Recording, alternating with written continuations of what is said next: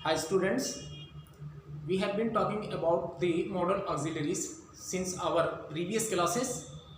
So today we shall talk about the modal auxiliary will, shall, would and should. तो आइए देखते हैं कि will, would, shall और should का यूज़ हम कहाँ पर करते हैं, कौन सी कंडीशंस होती है, कैसे सेंटेंसेस में हम इनका यूज़ करते हैं। देखिए ये आपका will और shall का यूज़ हम कहाँ करते हैं, आप ये पहले से आपको जानकारी है कि सिंपल फ्यूचर टेंस अगर होता है तो सिंपल फ्यूचर टेंस में हम फर्स्ट पर्सन प्रोनाउन के साथ शैल का यूज़ करते हैं, सेकंड और थर्ड पर्सन प्रोनाउन के साथ हम विल का यूज़ करते हैं। ये तो आप लोग ऑलरेडी पहले से ही जानते हैं। तो देखिए विल का और शैल का हम जो है तुलनात्मक एक स्टडी एक बार फिर कर रहे हैं। विल का यूज़ और यहाँ पर है शैल का यूज़। विल का यूज़ हम सेकंड पर्सन और थर्ड पर्सन के प्रोनाउन के साथ करते हैं, और शैल का जो यूज़ होता है सेंटेंस के अंदर जब फ्यूचर टेंस की बात होती है तो वहाँ पे सिर्फ फर्स्ट पर्सन प्रोनाउन के साथ होता है।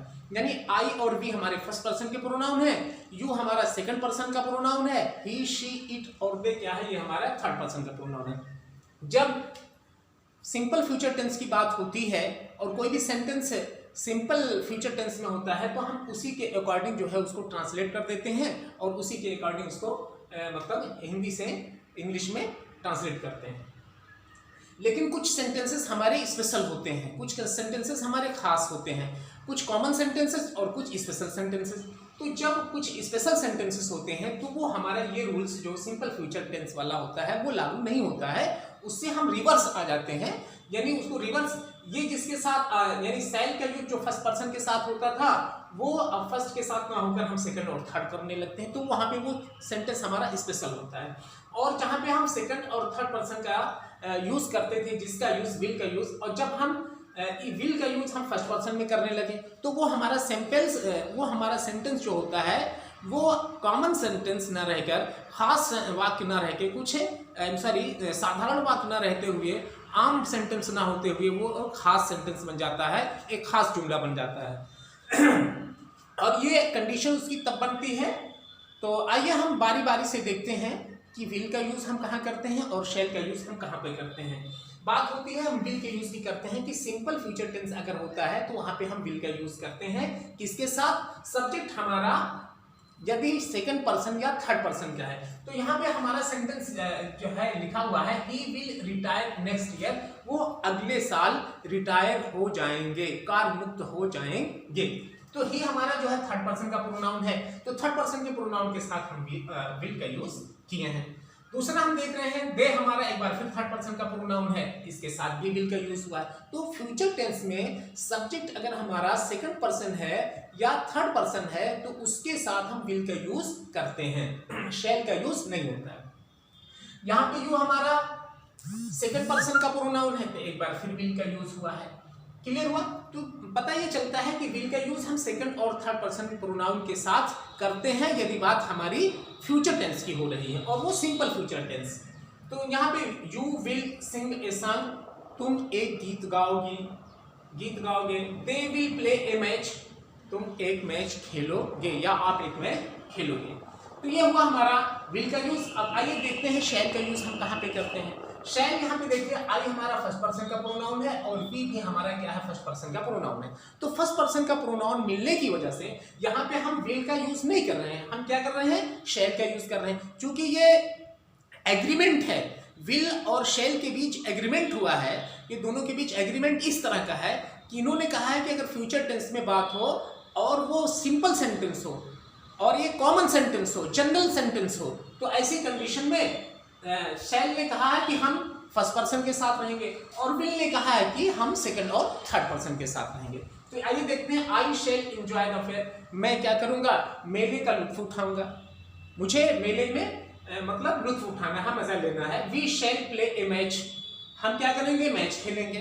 तो कहने का मतलब ये होगा कि शैल का यूज हम फर्स्ट पर्सन के प्रोनाउन के साथ करते हैं और विल का यूज हम सेकंड और थर्ड पर्सन के प्रोनाउन के साथ करते हैं। ये तो बात हुई हमारी कब, जब हमारा कोई फ्यूचर टेंस का जनरल बात होता है, एक जनरल सेंटेंस होता है तो हम ऐसा करते हैं। लेकिन जब इसके इतर होने लगता है कि फर्स्ट पर्सन के साथ हम किसको लाए, विल का यूज करने लगे, और सेकंड और थर्ड पर्सन के साथ हम किसका यूज करने लगे, शैल का यूज करने लगे, तो वहां पे वो सेंटेंस जो होता है वो जनरल सेंटेंस नहीं रह जाता, वो खास या स्पेशल सेंटेंस बन जाता है। तो वो कंडीशंस कौन सी होती है जब हम वो स्पेशलाइज करते हैं। आइए देखते हैं कि सबसे पहले फर्स्ट के साथ, फर्स्ट पर्सन प्रोनाउन के साथ अगर हम विल का यूज करते हैं तो वो हमारा सेंटेंस क्या हो जाता है, उसमें दृढ़ता ज्यादा आ जाती है, उसमें फोर्स या बल या शक्ति या पावर अधिक हो जाती है, वो कॉमन नहीं रह जाता, वो सेंटेंस हमारा स्पेशल बन जाता है।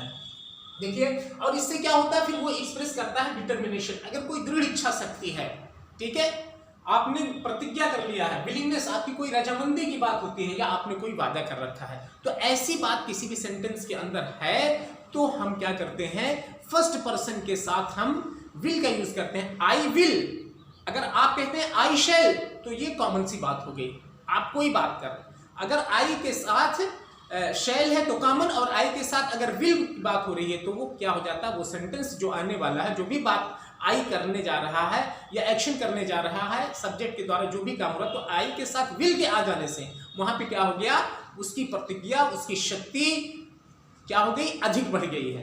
ठीक है, तो आइए हम देखते हैं, जैसे यहाँ पे आई के साथ एक बात, जो हमारा सब्जेक्ट आई है, इसके साथ हम क्या यूज किए हैं, विल का यूज किए हैं। तो आई विल के कहने से अब ये बात कोई आम बात नहीं रह जाती है। I will find out the truth at all cast, मैं किसी भी कीमत पर या हर हाल में कैसा भी करके सच्चाई को ढूंढ निकालूंगा, सच्चाई को ढूंढ लूंगा, ढूंढ निकालूंगा। यानी क्या हुआ, अब यहाँ पे उसकी डिटर्मिनेशन है। अब वहां पे अगर आपने इस तरह से कोई बात कही है तो ये बात आपका जनरल सेंटेंस नहीं है, बल्कि ये क्या हो गया, आपका एक खास सेंटेंस बन गया है।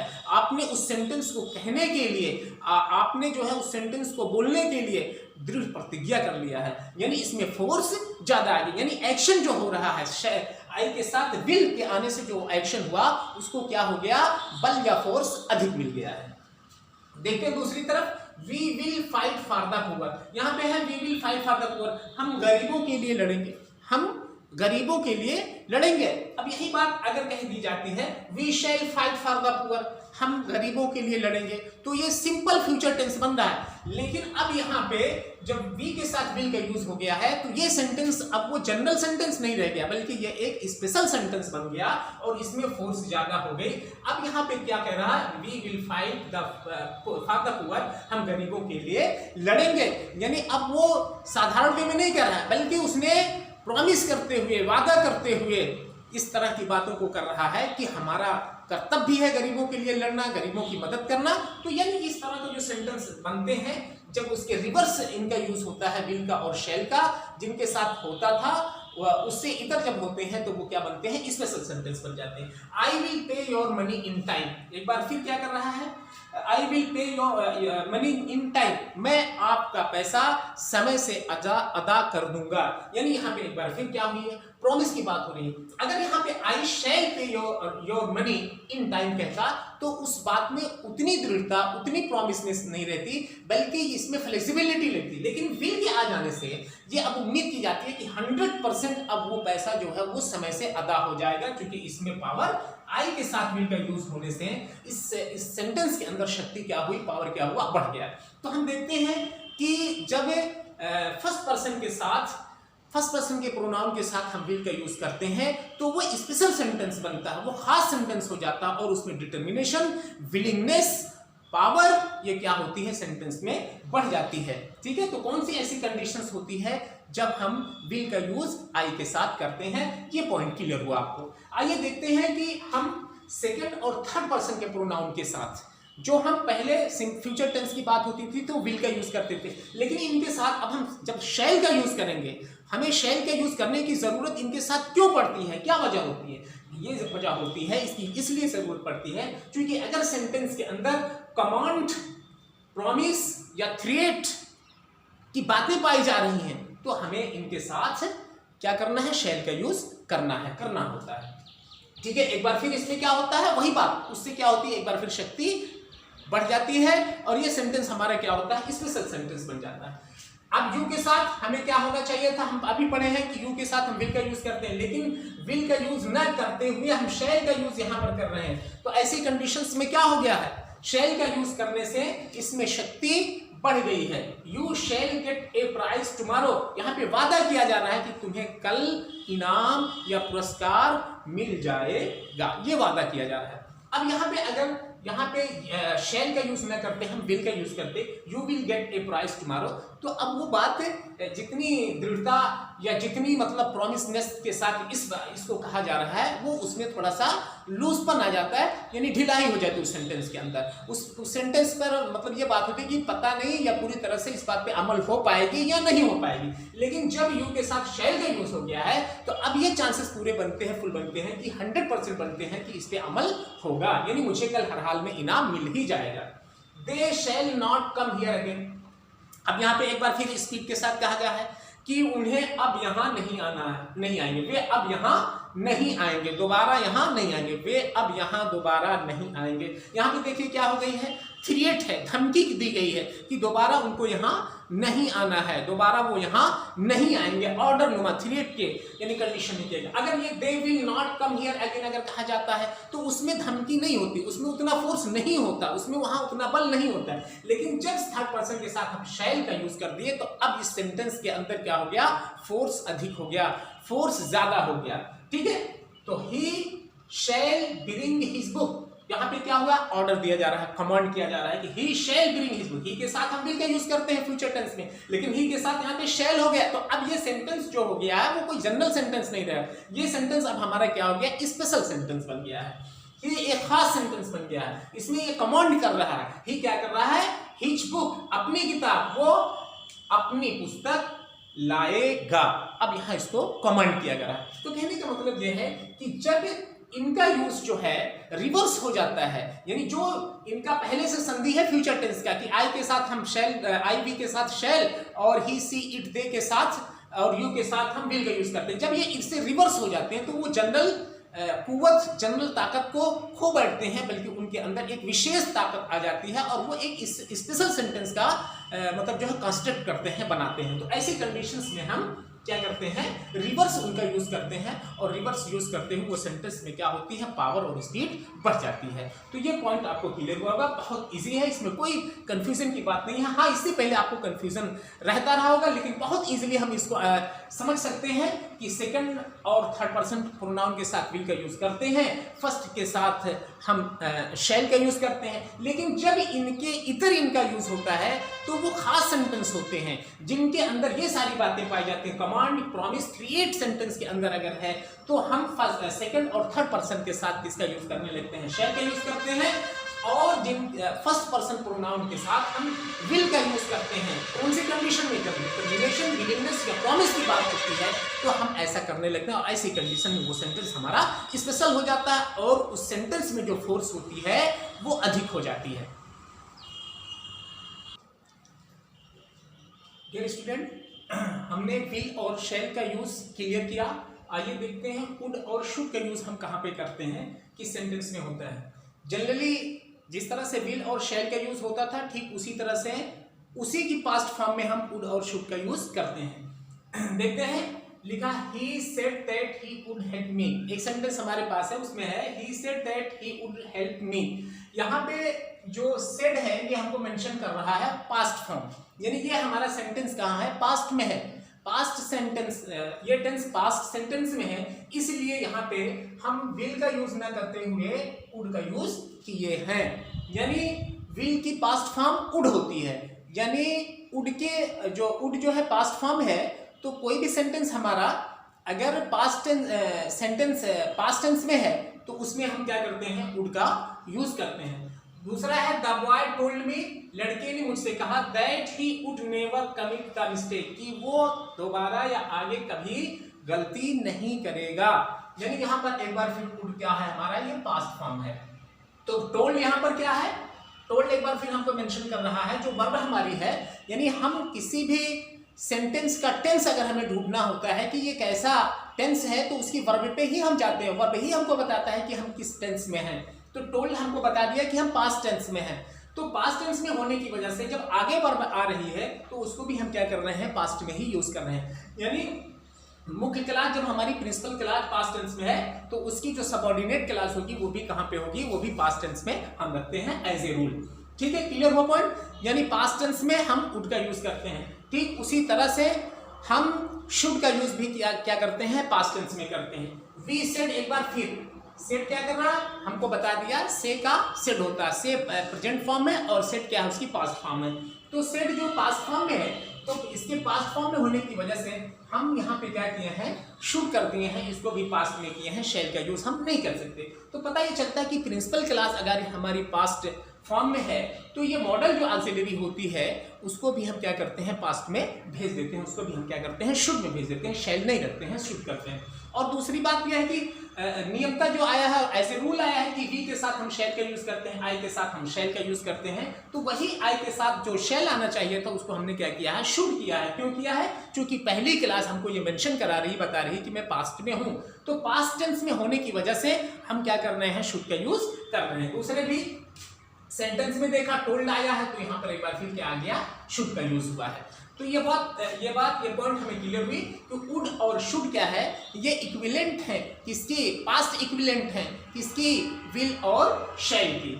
लेकिन अब इसके इधर हम देखते हैं कि एक बार फिर इस तरह से विल और शैल का यूज रिवर्स होता था, ठीक उसी तरह से कब हम इसका रिवर्स यूज करते हैं या इसके रिवर्स यूज करें या ना करें। अगर हमारा सेंटेंस जो है चाहिए के अर्थ में है, हिंदी में उसका अनुवाद चाहिए पे निकलता है, ठीक है, तो कोई भी पर्सन का प्रोनाउन हो, चाहे वो फर्स्ट पर्सन हो या सेकंड पर्सन हो, थर्ड पर्सन का प्रोनाउन हो, उसके साथ हम शुड का प्रयोग कर सकते हैं और आता भी है, यूज भी हम करते हैं। तो बारी बारी से हम देखते हैं कि हम वुड का और शुड का यूज हम कहाँ पे करते हैं, कौन सी ऐसी कंडीशंस होती है।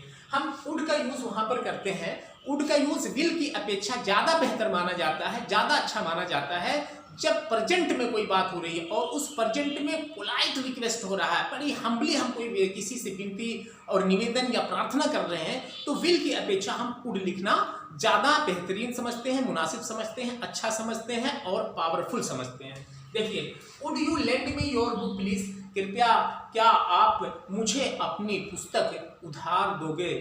ठीक है, क्लियर हुआ। लेकिन यहाँ पे अगर हम वुड के साथ अगर हम विल कर देते तो अब इसमें उतनी क्या कहते हैं, हम्बलनेस या पोलाइटनेस नहीं रह जाती विल के यूज करने से। तो इसीलिए हम अधिक या मोर पोलाइटनेस को मेंशन करने के लिए हम किसका यूज करते हैं, वुड का यूज करते हैं। लेकिन ये भी याद है कि पास्ट में बात नहीं होनी चाहिए, प्रेजेंट में बात हो रही है। यहाँ पे जो पुस्तक मांगी जा रही है वो वर्तमान में मांगी जा रही है, प्रेजेंट में मांगी जा रही है, कृपया क्या आप अपनी पुस्तक मुझे दोगे।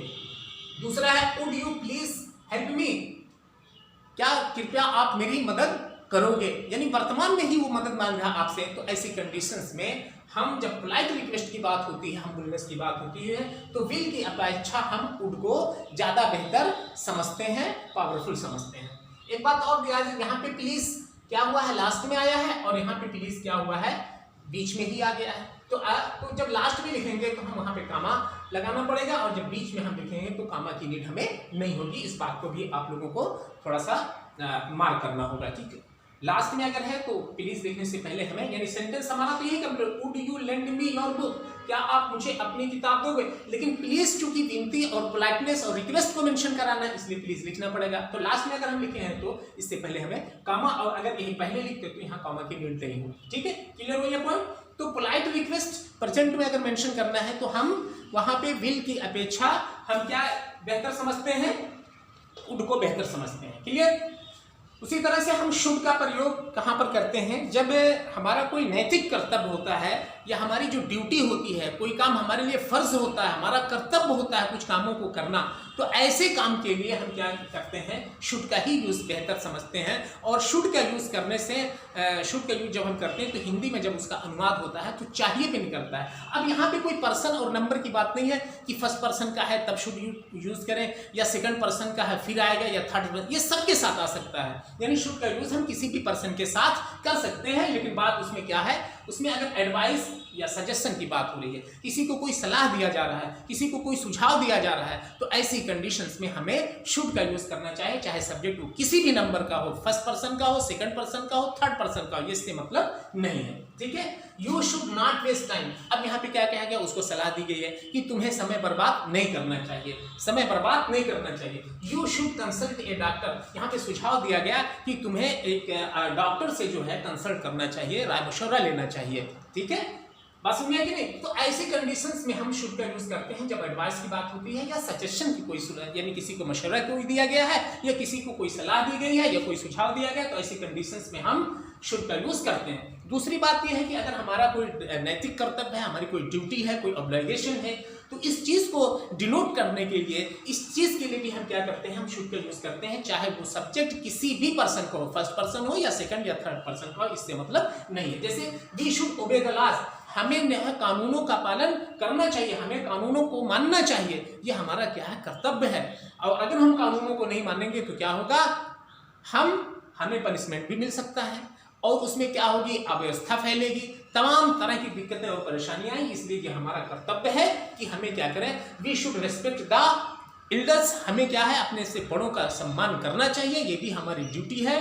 ठीक है, we should help the poor, हमें गरीबों की सहायता करनी चाहिए, या you should help the poor, तो यहाँ पे शुड के साथ हम वी भी ला सकते हैं, यू भी ला सकते हैं, दे भी ला सकते हैं, ठीक है, आई भी ला सकते हैं, सब कुछ ला सकते हैं। यहाँ पे वो बाउंडेशन नहीं है सब्जेक्ट के मतलब जो है फर्स्ट पर्सन, सेकंड पर्सन या थर्ड पर्सन की। You should keep your promise, तुम्हें अपने वादे को पूरा करना चाहिए। ठीक है, ये भी मतलब तो इस तरह की जो बात, चिल्ड्रन शुड ओबे देयर पेरेंट्स, चिल्ड्रन बच्चों को अपने माता पिता की आज्ञा माननी चाहिए। तो कहने का मतलब यह है, अगर इस तरह की बातें होती हैं तो वहां पे हम शुड का यूज करते हैं। ये कहाँ पे करते हैं, जब ड्यूटी की बात होती है, कर्तव्यता की बात होती है, या हमारा नैतिक कर्तव्य हो, नीतिगत हो, या कोई सलाह हो, कोई मशवरा हो, सुझाव हो, तो वहाँ पे उन तमाम सेंटेंसेस के अंदर वो किसी भी पर्सन का सब्जेक्ट हो, उसके साथ हम शुड का यूज करते हैं। क्लियर? आइए आगे चलते हैं, वुड का यूज को एक बार फिर देखते हैं कहाँ पर वुड का यूज करते हैं। Frequent activities in the past, बीते हुए जमाने में, पास्ट में कोई एक्टिविटी ऐसी थी, कोई क्रियाकलाप आपका ऐसा था जो अक्सर आप उसको किया करते थे, लेकिन अब नहीं, अब नहीं, पहले आप किया करते थे, अब वो आदत आपकी छूट चुकी हो। तो बात की पिछले जमाने की पिछली बातों को, अगर कोई एक्टिविटीज आपके साथ हो रही थी अब नहीं होती है, तो ऐसी बात अगर आते हैं तो वहां पर हम वुड का यूज करते हैं। जैसे he would often come and play with me, वो प्रायः मेरे पास आया करते थे और मेरे साथ खेला करते थे, वो प्रायः आते और मेरे साथ खेला करते थे। तो यहाँ पे हमने क्या किया, वुड का यूज किया है। क्लियर हुआ बात? क्योंकि पास्ट में बात हुई थी और वो उनकी वो आदत थी कि वो अक्सर मेरे पास आते और मेरे साथ खेला करते थे। अब नहीं हो रहा है कि अब वो मेरे साथ नहीं आते हैं, वो मेरे पास नहीं आते, अब मेरे साथ नहीं खेलते, लेकिन पहले वो ऐसा करते थे और अब ऐसा नहीं करते हैं। यानी बीते हुई जमाने की आदत, और वो कैसी आदत जो बराबर होती रहती थी, उस कंडीशन को अगर कोई चीज मेंशन होती है तो वहां पे हम वुड का यूज करते हैं। Sometimes my father would get angry, कभी कभी मेरे पिता गुस्सा हो जाते थे, and would not talk to me for a few days, और कुछ दिनों तक मुझसे बातें नहीं करते थे। अब ऐसा नहीं है, पहले मेरे पिताजी ऐसा करते थे, अब ऐसा नहीं करते हैं। यानी पास्ट की आदत, पास्ट की एक्टिविटीज जो ऐसा होता था अब ऐसा नहीं है। तो पास्ट की एक्टिविटीज कोई इस तरह की है जो होती थी, प्रायः रेगुलर होया करती थी, लेकिन अब वो नहीं होती है। तो ऐसी कंडीशंस में हम वुड का यूज करते हैं। दूसरी बात यह है कि वुड का यूज वहां पर भी हम करते हैं जब कोई भी सेंटेंस है विश है, जिसमें आई विश जैसे है, अगर विश है तो विश के बाद अगर बात आ रही है I wish that, sorry that यहां होना चाहिए था, I wish that you would not chatter so much, मेरा मानना है या मेरी इच्छा है कि तुम ज्यादा चैटिंग मत करो। ठीक है, तो इस तरह की बात आई विश अगर आ गया और उसके बाद अगली क्लास जब आएगी तो सब्जेक्ट के साथ हम वुड को ही फॉलो करते हैं, क्या लाते हैं, वुड को ही लाते हैं। यानी वुड का यूज हम कहां पर करते हैं, ये हमें क्लियर हुआ कि प्रेजेंट में अगर कोई पोलाइट रिक्वेस्ट है, हम्बल निवेदन है, या फ्रीक्वेंट एक्टिविटी पास्ट की अगर कोई मेंशन हो रही है तो वहां पर भी हम वुड का यूज करते हैं। या आई एम सॉरी विश है, विश है तो अगली क्लास में सब्जेक्ट के बाद हम वुड लाना ज्यादा बेहतर समझते हैं। इसी तरह से अगर कोई प्रोबेबिलिटी है, संभावना कोई व्यक्त की जा रही है कि ऐसा मुमकिन है, ऐसा हो सकता है, कोई श्योरिटी नहीं है, श्योरिटी नहीं है, सिर्फ प्रोबेबिलिटी है कि ऐसा हो सकता है, तो वहां पर भी हम शुड का यूज करते हैं। वो कोई भी सब्जेक्ट हो, he should be in the library, वो कहाँ हो सकते हैं, पुस्तकालय में हो सकते हैं। तो ऐसे कंडीशंस में हम कहाँ पर वुड का यूज करते हैं, कहाँ शुड का यूज करते हैं, ये आपको बहुत क्लियर जो है इसी वे में आपको मेंशन हो गया होगा। और उम्मीद करते हैं कि आज के बाद आपको वुड का यूज और शुड का यूज करने में कोई कंफ्यूजन नहीं होना चाहिए। तो इस वीडियो को एक बार, दो बार, तीन बार देखेंगे तो स्पष्ट हो जाएगा, क्लियर हो जाएगा। वैसे तो मोस्टली स्टूडेंट पहली बार में ही क्लियर कर लेंगे, यदि अगर नहीं समझ में आता है तो उसको रिपीट कर लेंगे। तो इसके बाद आगे वुड और शुड का यूज करने में आपको कोई कंफ्यूजन नहीं रहेगा। Thank you so much.